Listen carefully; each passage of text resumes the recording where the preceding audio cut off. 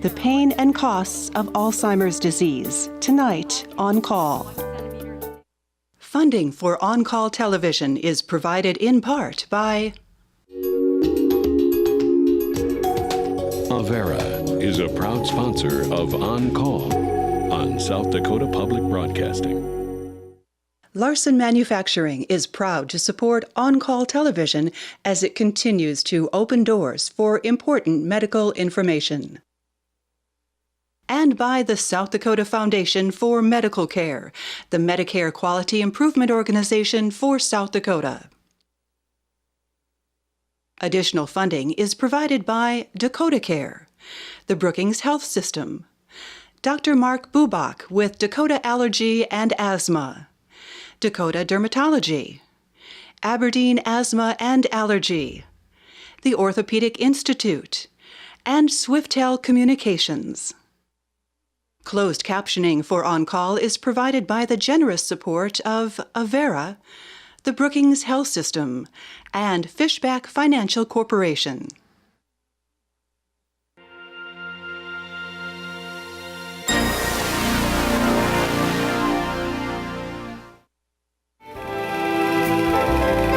More than 5 million Americans are living with the disease. 1 in 3 seniors die with Alzheimer's or another dementia. We examine the pain and costs of this terrible disease when the doctors are on call tonight.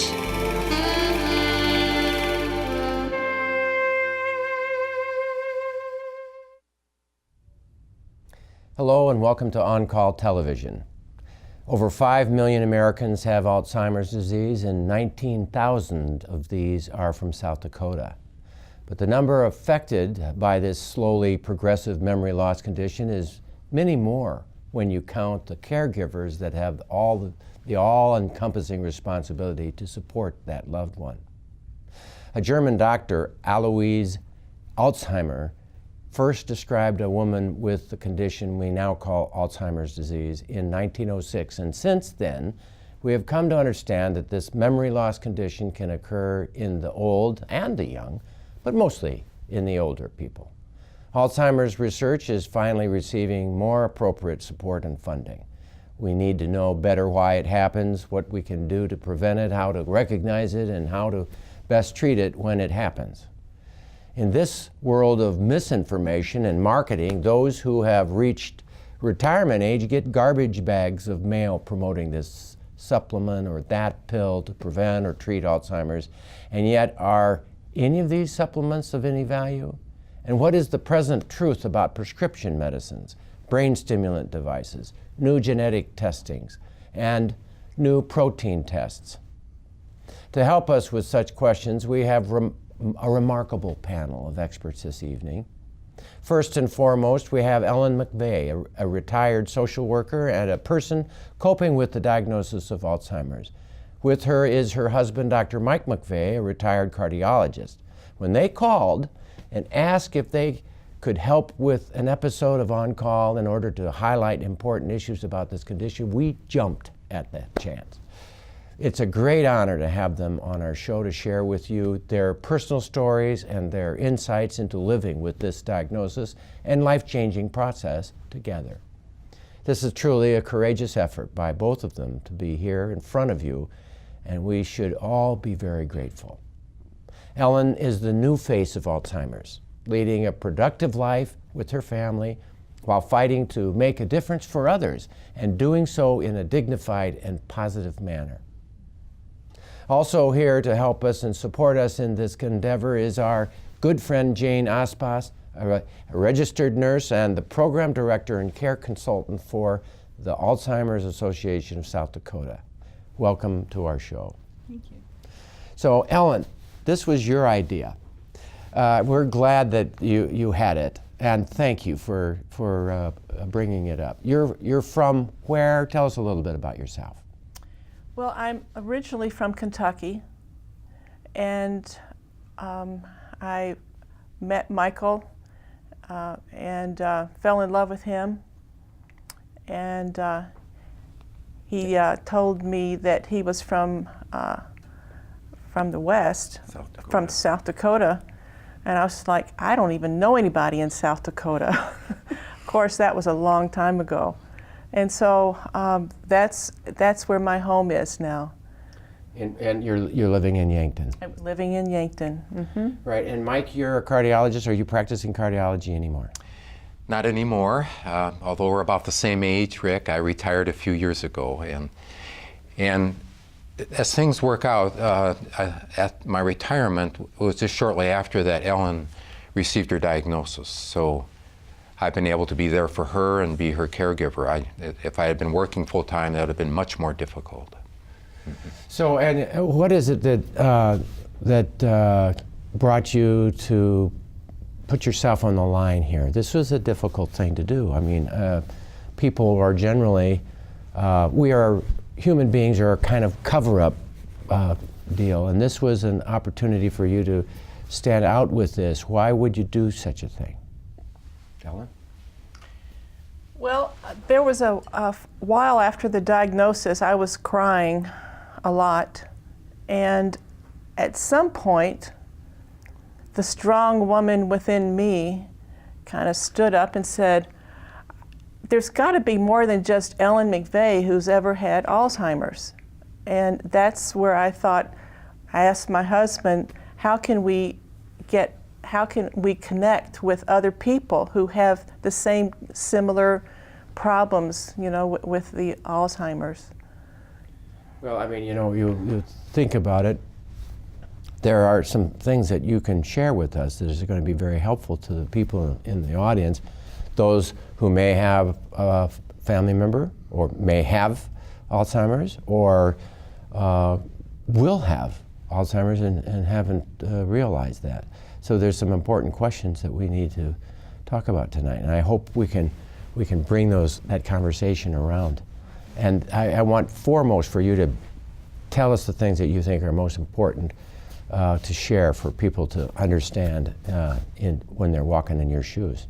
And Jane, you're in charge of South Dakota Alzheimer's Association. How long has Alzheimer's Association in the United States or in the world been going on?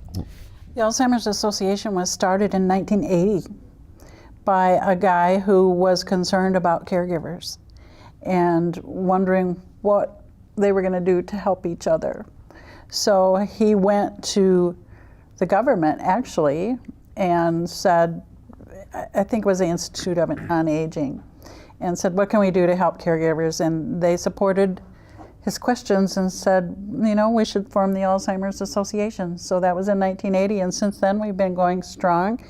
And several little chapters were born almost at the same time, with several family caregivers just wondering how they could connect with each other, connect to the other families to help them and give support. So that's actually how it started. In South Dakota, we've been going since 1987.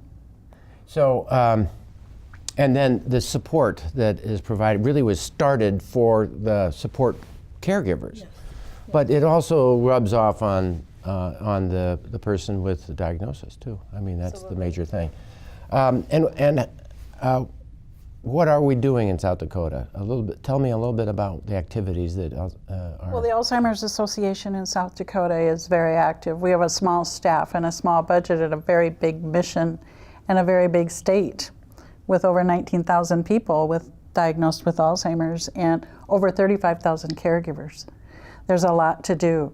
So the best things that we can do is give out information and refer families to services so they're prepared for what's coming if they get a diagnosis. We have a 24/7 helpline, so people always know there is some place to go, some place to call. They're only a phone call away. And of course, being connected to the National Alzheimer's Association, we have a lot of resources just at hand with a click of a computer, an award-winning website, and lots of information and support there. So we're going to give it a number of times, but I'm hoping we have the telephone number available. The other issue is the website too. We're going to want to be sharing that through the show about what the website is. Those are things that are so important in South Dakota because we're so remote. And with a small staff, we can't get to every person out there. We don't have a support group in every community, but we have many. And so we want people to know there's always someone they can call. a computer click away, and we are there for them in any way we can with education, materials, referrals to services, as well as advocacy. We do advocacy and all kinds of things like that for families. Yeah. Support group type of activity is one of the things that I've known that Brookings has had for years, but sometimes it wanes away. It's built, people go, and then they kind of dissipate, and it has to be restarted. It's a constant activity that has to kind of be building. Do you have a support group, kind of a like meet once a week thing in Yankton, or is there what? No, there's not a current support group. There was one for caregivers, I'm going to say up to about a year ago, and then again kind of faded. So with Jane's help, particularly in her new role as program director, we really hope to spread the word, try to make people more aware, and not only for caregivers, but for people with early stage disease like Ellen, that they can meet and connect. That's going to become more and more important. Ellen, do you think that meeting, the meeting and interacting with people is something that's happened with you, has been helpful? Or what has been the most important, helpful thing with this? Well, just a matter of a few weeks ago, I was asked if the Episcopal Church would like to have me talk about my Alzheimer's. And I thought, well, sure, because there's no other organization, So I was hoping that, 5 people, if they could come, and I'd be happy to tell the story. Well, the numbers were over 100 people. and my heart went out to them, because I think there's a longing for us who have Alzheimer's. We'd like to tell our story. We'd like to connect with somebody, and learn and support one another. And so that's one of the nicest gifts I've given to myself, as well as to all of the people who came at the Episcopal Church in Yankton, South Dakota, and a lot of love and laughter and tears. It was a wonderful wonderful organization there, wonderful church, and the opening of love and compassion, that all the people gave me that day. Yeah, that's a wonderful thing. All sorts of churches would love to have that opportunity to share that kind of thing. I imagine that it is there aren't very many Ellen McVays out there, though, who would come forward like this and talk about it, or would be able to talk about it too. That the diagnosis is generally much later, though. People cover it up, hide it. Mike, would you talk to that about making the diagnosis and your experience with making a diagnosis here? Personally, with Ellen, the early symptoms were signs of short-term memory loss. And it wasn't too noticeable at first, but our children would start to notice it now and then. But what really grabbed my attention was driving with her. And her Alzheimer's disease not only has affected her memory, but her visual spatial orientation. So she was crowding the center line at times. And Ellen, why don't you tell a little bit about the experience after you dropped Patrick off of the airport in Omaha and coming back and negotiating a construction zone. Well, I thought I was just totally in charge all the time, and it wasn't a big problem at all. Well, that night I picked up my son at the airport, and part of the help me here, that those cones. Those cones that were in the road.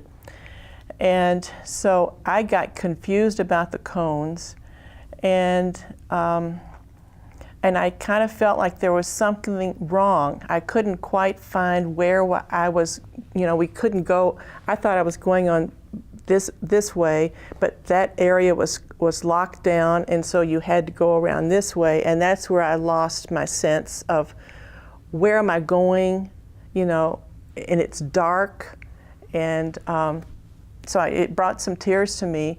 And somehow, I think an angel kind of helped me out and helped me to get back into the road where I needed to be. So it was a spatial disorientation. Isn't that interesting? Yes. Couldn't find, where were you supposed to be in that space? Yes. And it was frightening. Had you any clue of that before that? I mean, was that the first major clue? First major clue, yeah. Really grabbed my attention. And the kids said something's happening with Mom? Yeah, they could tell it with the memory in particular, but it was the driving that really, I said we need to get a neurological evaluation. And interestingly, we had a neurology appointment, had an evaluation, and the only thing that came up was a little bit on short-term memory and a visual spatial test, like drawing the hands of a clock. Right. Everything else was normal. Her physical exam was normal. She had an MRI scan that was normal. So we went on then for neuropsychological testing, and that's where they test different areas of cognition in the brain, and that's where it was picked up. So generally when I have a patient with memory issues, I'll check for thyroid disease. I will check for vitamin B12 deficiency. I'm sure those were tested. Yes. And then I'll do the MRI or the CAT scan, and when everything is normal, it's kind of a diagnosis of exclusion, isn't it? Yes. Jane, any comment about that diagnostic thoughts? Yeah, it's all part of it. You rule out the things that you can fix. And if you end up with all of that and you still have symptoms left, it's mostly rule in. Alzheimer's disease, in 95% of the cases, it's a rule in. Right. And that's what doctors run into. There are some new tests now with mini-cog and some of those things that doctors have tools to use, but that's Mostly, pretty though, much what it and is. the most important part of the mini-mental, which is we switched to the mini-cog and we switched to others because mini-mental was patented and we can't share it. We go to the mini-cog, and it's really antegrade memory. And let me give you 3 things to remember, and what are those 3? And that's the major first hook, I think. Right. We need to talk some more, but we need to go here first. Try as we might, we can never accurately describe what is going on in someone else's mind. Maybe we can take a small step closer using art instead of science. The students at the Brookings High School performed a 1-act play this winter called Nora is Lost. It follows a woman through her life and into the confusing world of dementia. Mother, where are you going? Well, I'm going to pick Mark up from his soccer game. And how are you going to do that? Well, I'm going to take the car and go get him, silly. Ah, you haven't had a driver's license for years. Remember? After Dad died, you stopped driving. And Ma, Mark has been killed. No. No. No. Don't open that. Don't open that door.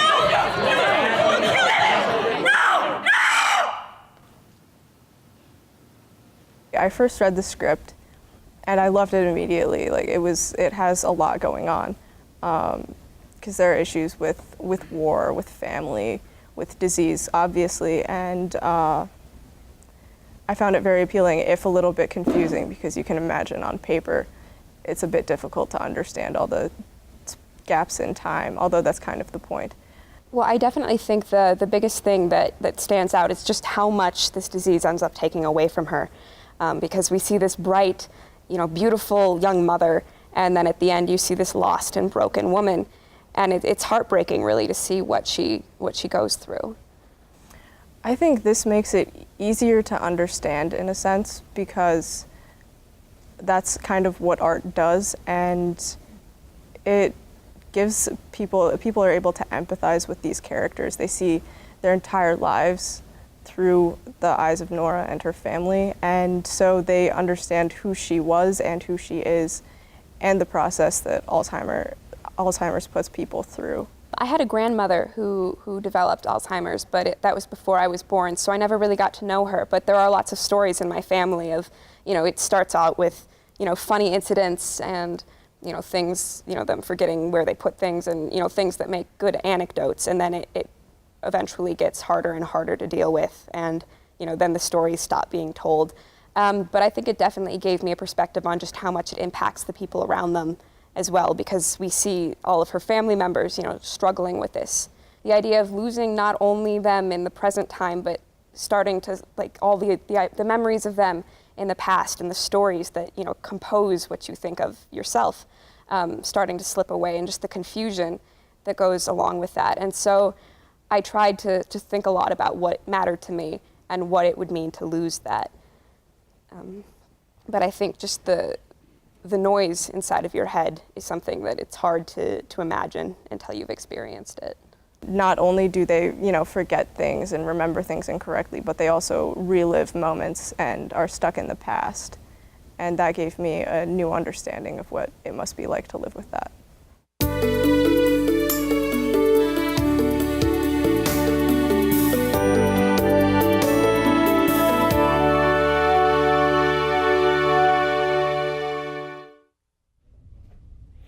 That really described the fear and the angst and the scream. The scream was very powerful, and it made me think how sad people can be with this diagnosis. Ellen, what was your take on that and your reaction to it?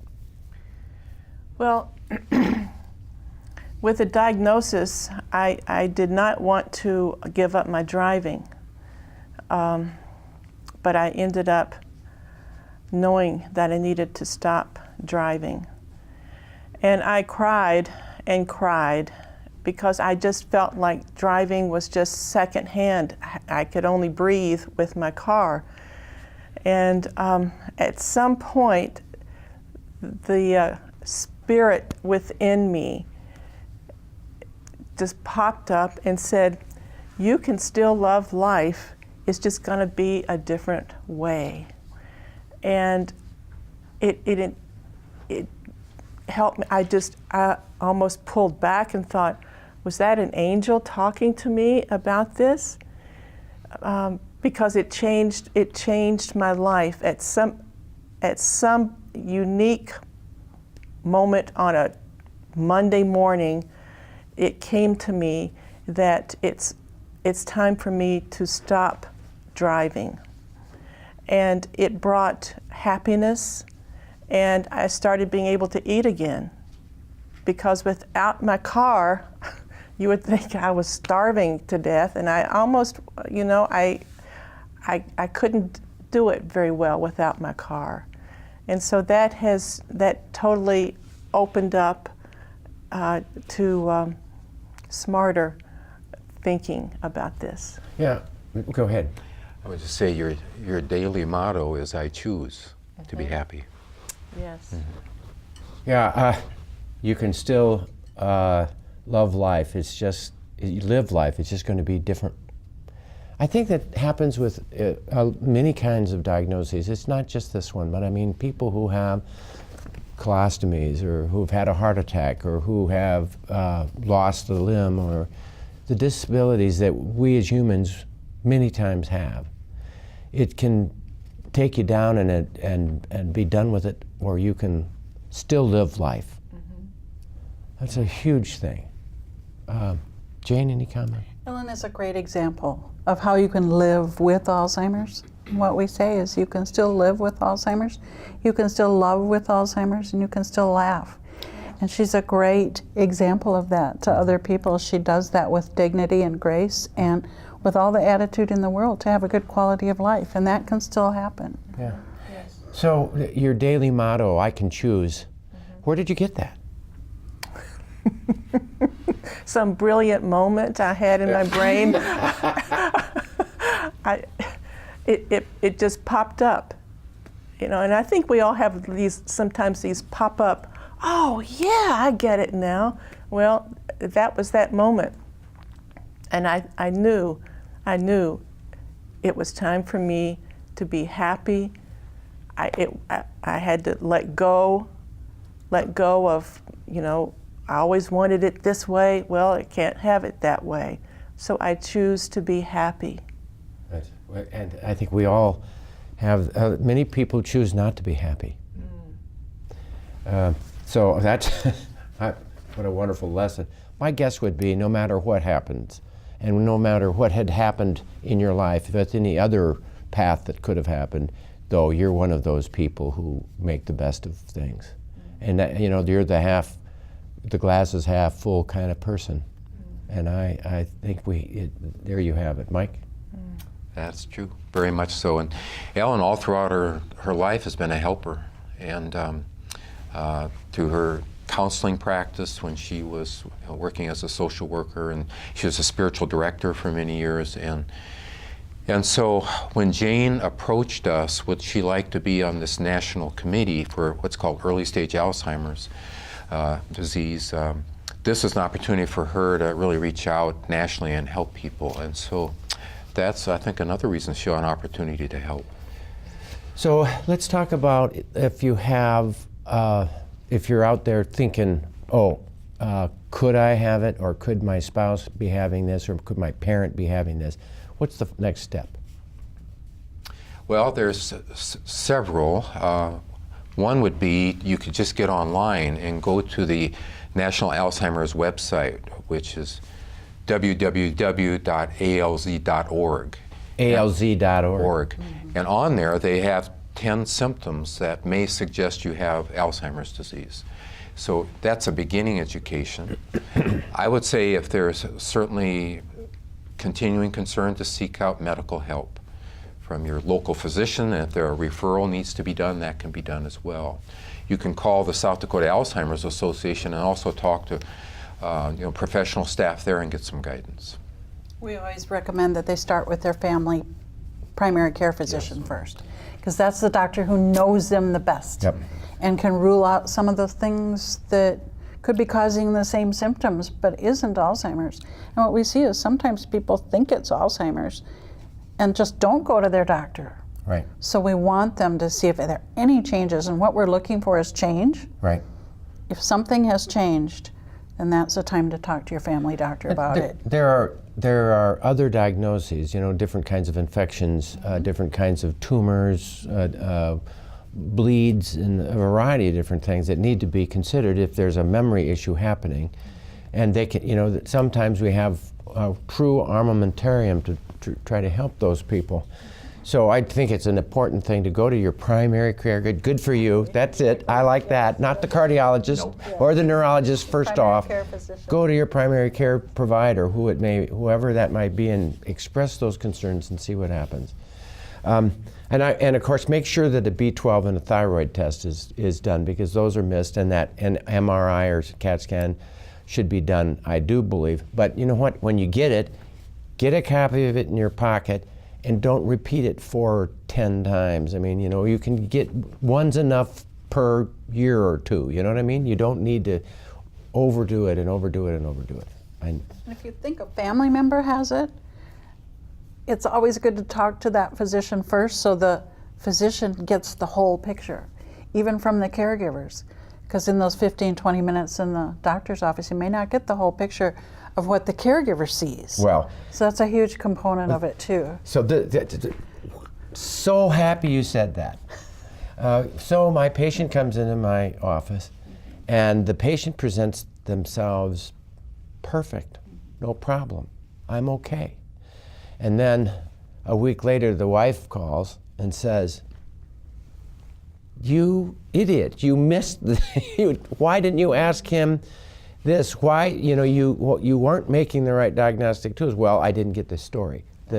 And so I think what you're saying is, they didn't call me idiots, but they think it. Yeah. So, no, but the point is that you've got to help the diagnostician get the whole story.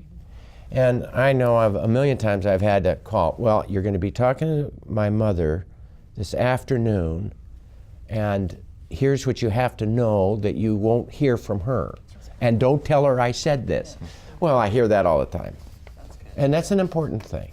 So we need all the help we can get in making diagnoses. Anything else on cluing the audience about making diagnoses that we should cover before we move into starting therapy? Any other thoughts about diagnoses? I think if you're just worried about anything, make a call. You can call the Alzheimer's Association anytime and just say, Mom is doing this, Grandma's doing this, I feel this way. If you have any questions, information is always helpful, and it's free and available at any time. So there are a lot of people who say to me, I want to make sure that I don't get memory issues or lose my memory or protect my brain. And I'm getting these things in the mail that are telling me that if I just bought their supplement, that it would make a difference. I mean, I get these in the mail. My 80-year-old patients get baggagefuls of this stuff. Is any of that any help? Mike?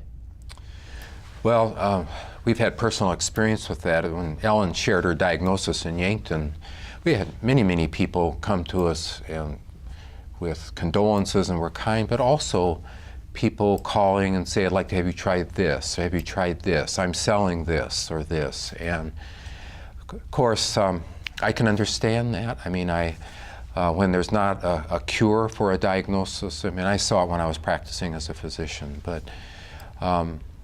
my sense is that to try to really stay on top of the science, because that's where we're going to find the help with studies that are done with this. And even though we don't have a cure at this point, there's active research and there's a lot more information coming out. So again, keep with your physician, keep with with what the studies have shown, and try not to be pulled off with things that have not been proven.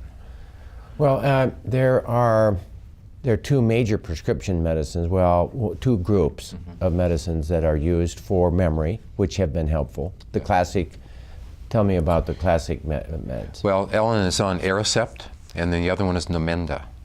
And she was started on those right away at the time of her diagnosis, which is now just about 4 years ago. And I think that's Could you helped. tell the difference?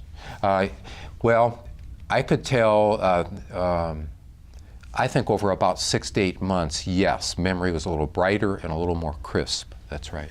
So it helps a little. It's not a great help. Yeah, it's not a cure. No. But it can help slow the progression.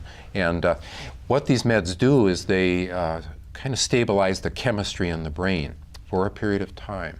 The chemistry that's there to help with memory, in her case, her visual spatial issues. And I have heard in a couple studies, preliminary, that the SSRIs are helpful in preventing progression and help stabilize. So in my experience, I have also used, aside from the Aricept and the Namenda, sertraline or fluoxetine or some of these medicines that are used for depression, but that's not why I'm using it.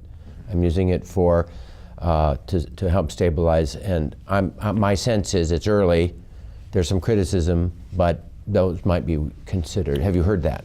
I have not heard that myself, but again, I've been out of the medical practice loop for some time. Yeah. But how about zinc? How about vitamin C? How about herbal supplements? How about yohimbine? How about a lot of these things that you can buy in the supplement stores that are claiming that it will help prevent or treat Alzheimer's? And you've already said, well, that I'm not, your comment is very kind and gentle. Mine a little harsher, and I would say, no data, doesn't make any difference. Right. But I live in a glass house too, because the meds that I'm just suggesting are not that great either. We don't have great medicines at this time. Jane, No scientific data for some of those, and like Mike says, the science isn't there yet. What we do know is that research is so very, very important, and it takes a long time to do research and come up with medications that may work. Right now we have nothing that'll slow, nothing that'll prevent, or nothing that'll cure or stop this disease. So that's why research is so very, very important. Yeah. If I were going to say anything about supplements, I would say this. B12 deficiency is a deal that can cause a similar scenario, and levels aren't great. So ask me if I suggest vitamin B12 supplement, and I'd say, yeah, dirt cheap, 1,000 a day. Does it make any difference? No data. 1,000 micrograms a day. So I would suggest that that's one thing to do. Vitamin D might be worth doing. Those are the two supplements that I would suggest, but there you have it. And what we do always tell families is to don't do anything without talking to your primary care physician. Talk to your primary care. You have a team together, you work on those things together. It's not healthy to do anything on your own. Always talk to your physician first. Perfect words of advice. What we put into our bodies has an effect on how we perform, work, and age. Our dietitian, Katy VanderWal, has some memorable suggestions to keep us sharp. Many nutritional interventions have been researched in the treatment and prevention of Alzheimer's dementia. Antioxidant therapy using vitamin E has seen the best results. Consuming foods high in vitamin E on a regular basis has been shown to decrease the functional decline in patients with mild to moderate Alzheimer's dementia. Foods that are high in vitamin E include fish, tofu, avocados, nuts, olive oil, and vegetables such as broccoli and squash. Other foods that have shown benefit in boosting memory include fish, berries, vegetables, and walnuts. Adding some of these foods to your diet each day can not only help your memory, but also help you feel good.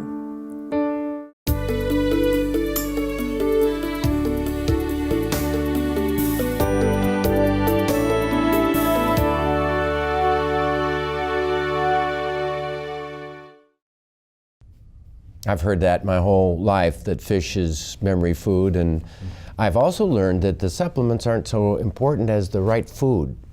So if you can get the elements that she's talking about in food rather than a supplement, that's a better idea. Any comment about that, Mike? Well, absolutely.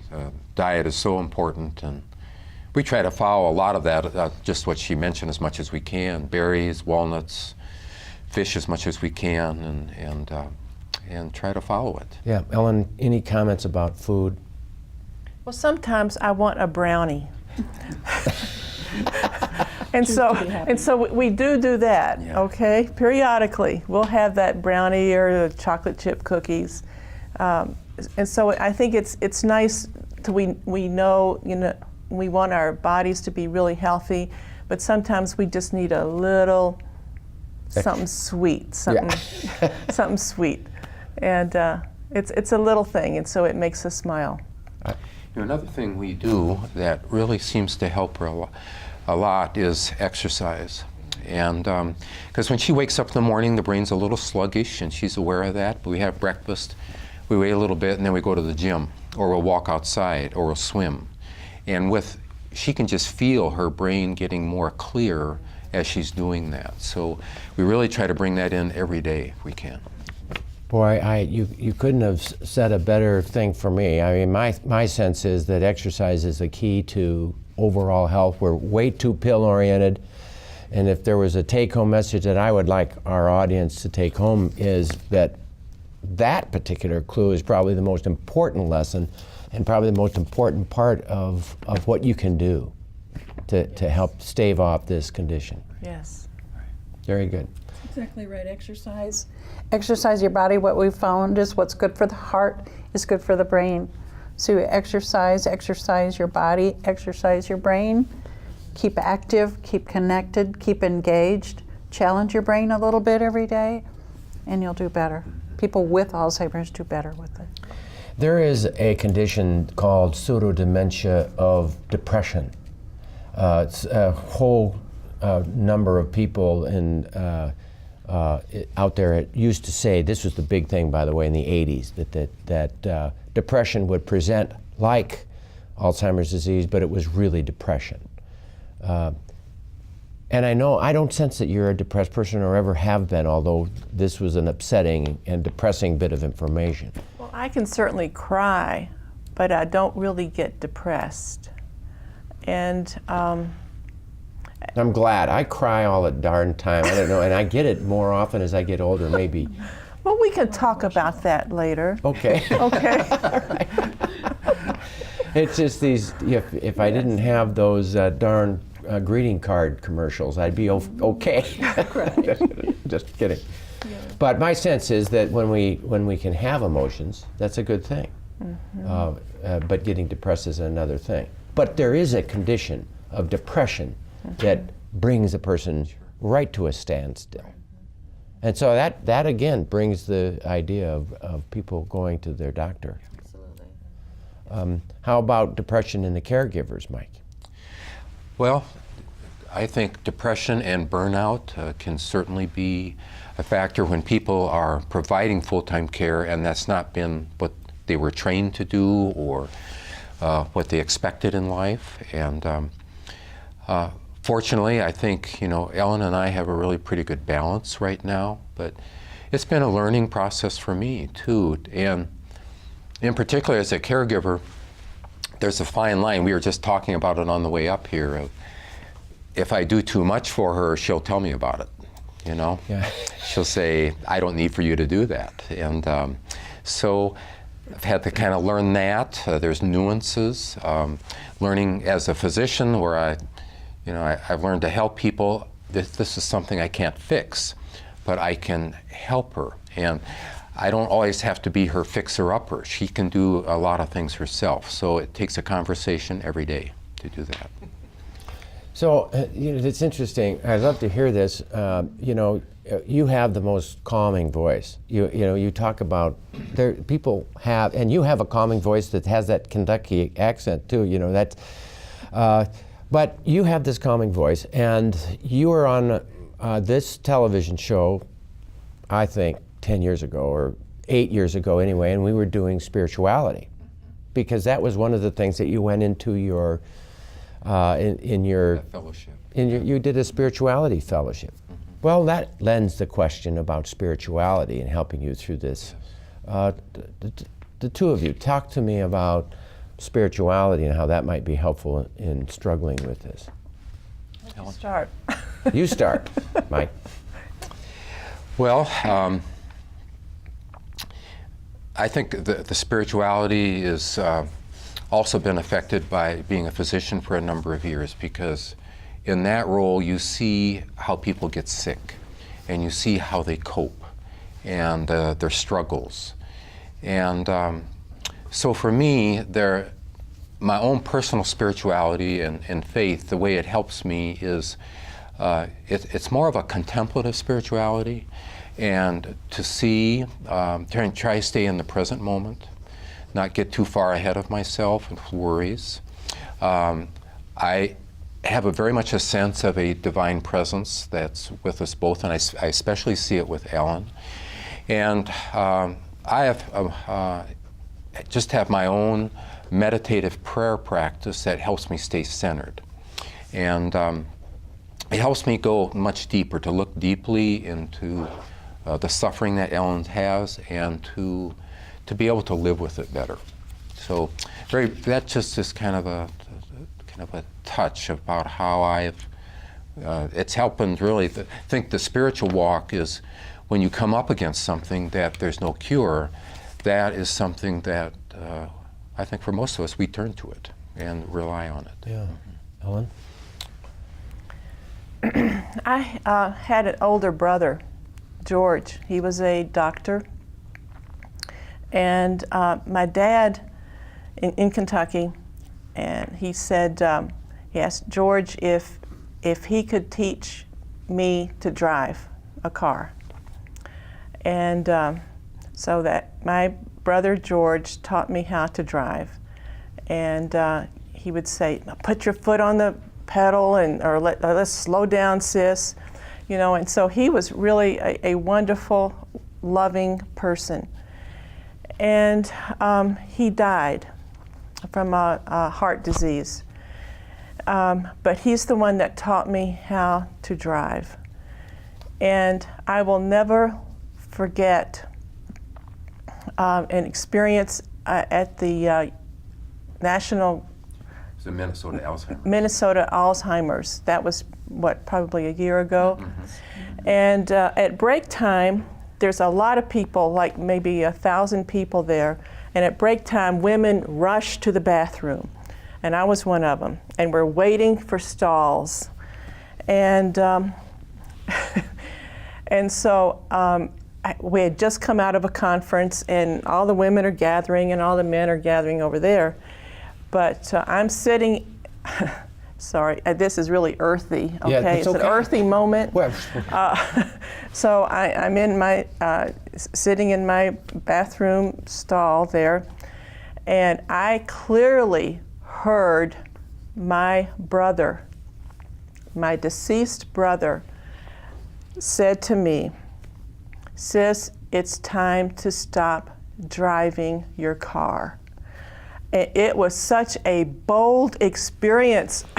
I hurried up and wiped down, and I said to these 15 women there, I said, "Is there a guy in here? Is there a guy in the bathroom?"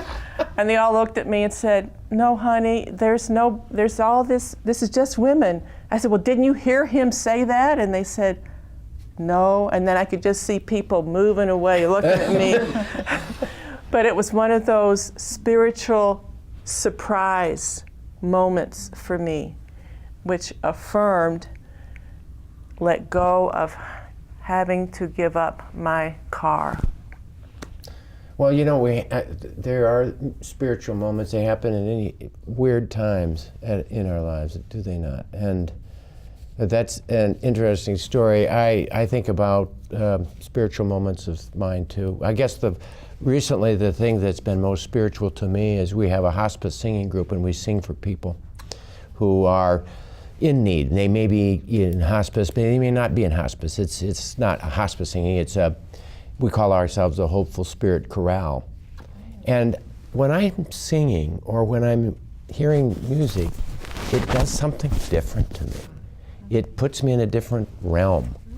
And so I guess I would share that experience, that I feel the greater being with me as we as a group are singing for somebody in need.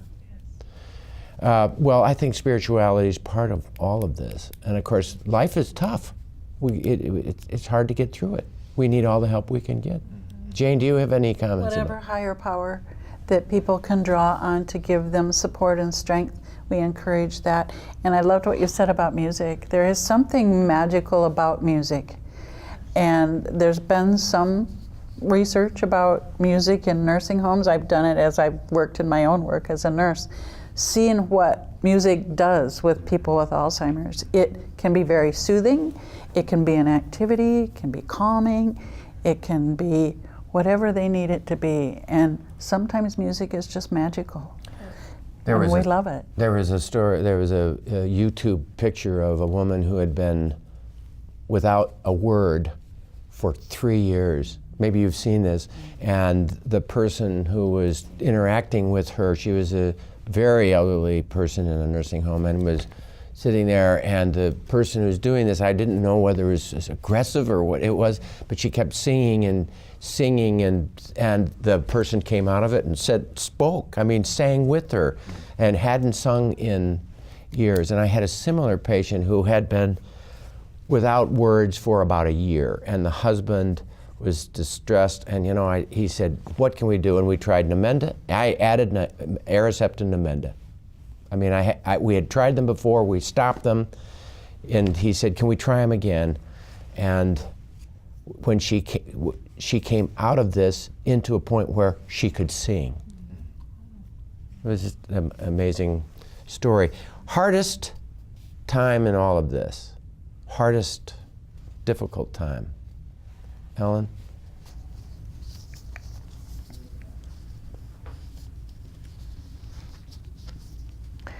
Well, it's interesting. I don't have really a memory of the hardest time, other than the letting go of the car. Yeah. Our children are all alive, and they love, and they send a lot of love to us, and you're fortunate to have this support guy with you. Yes. This is the support guy for me. Yeah, we've got 1 minute to finish. Any particular final comments we want to make sure that people hear? Jane? Well, people just need to know they're not alone. And Ellen has been a wonderful inspiration. There's 200,000 people with younger onset Alzheimer's disease. She really is the new phase. It's not just older people anymore. If you have a brain, you're at risk for Alzheimer's disease. And so anybody can get it. You can do all the wrong things and not get it. You can do all the right things and still get it. We don't know what it is. So we just want people to know they're not alone. There's information available for them. there's always somebody to call. And that can be very helpful. And we're just so very grateful for people like Ellen who have chose to tell their story and to be an advocate and fight back and use her diagnosis to help others and be an example. And so we are couldn't be more happy. We are so grateful. Well, we'll be back right after this. Questions. When you're caring for a loved one with Alzheimer's, not a day goes by that you don't have them. Questions about treatment options, home nursing, finances, about whether you're doing the right things, where to go for extra help, how to live better with the disease. So many questions. Where do you start? Alzheimers.gov. The answers start here. In my years of practice, I experienced the anguish of having to give a serious, life-altering diagnosis to a patient. If this diagnosis was in the realm of heart disease, as a cardiologist, I could help them with choices about how to seek help with their illness. However, when Ellen received her diagnosis of early onset Alzheimer's disease, we both experienced confusion, fear, and frustration because there was no effective treatment for this disease. Furthermore, we did not know where to seek support in order to cope with this illness. When we finally heard about the South Dakota Alzheimer's Association, we were finally able to find the resources and caring individuals to begin coping. My belief is that most physicians are not aware of the resources of the South Dakota Alzheimer's Association and how to access them. The association has developed patient information packets that are available to doctors so that they can be given to the patient and family at the time of diagnosis. These packets contain helpful information for patients and their families so that they will know where to turn to receive support and guidance. Physicians and patients can contact the South Dakota chapter at southdakota@alz.org to request this information. The Alzheimer's Association national website is www.alz.org, where there are multiple links to learn about symptoms, latest research, facts about Alzheimer's, other dementias, and caregiver support. Their national hotline is staffed 24 hours daily so that patients and families can call for information and guidance. That number is 1-800-272-3900. There is still so much stigma surrounding this disease. Ellen tried to hide her diagnosis because she was concerned about what others would think. Now, her proactive approach is her way of showing that you can live a very happy life and make a difference even with this diagnosis. When people with Alzheimer's disease try to hide their diagnosis and not address it head on, then this can have tragic consequences, such as a motor vehicle accident or financial catastrophe. The stigma of AIDS is being overcome due to education and advocacy. Consequently, there has been better funding for research and treating the disease. We can do better to help people suffering from Alzheimer's disease to seek earlier diagnosis and treatment. Finally, for both patients, their families, and physicians, Alzheimer's disease is a reminder how so many illnesses cannot be fixed, but there's an opportunity for much healing. A physician's caring and compassionate presence can be a healing balm for patients and their families coping with this illness. And Ellen's spiritual life has always been able to show her that she's never alone and has revealed to her that she has a choice to be happy. This attitude can have profound healing effects on mind and body.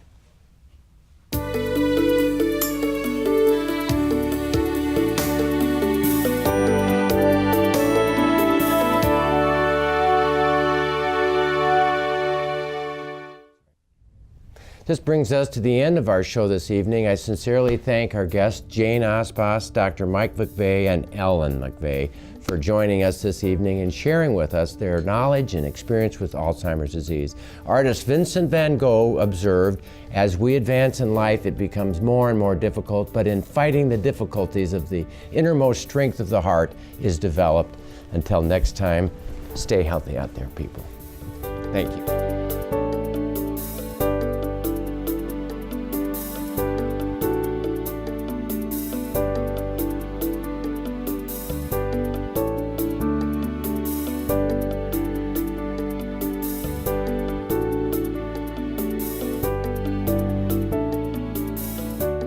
Funding for On-Call Television is provided in part by Avera is a proud sponsor of On Call on South Dakota Public Broadcasting.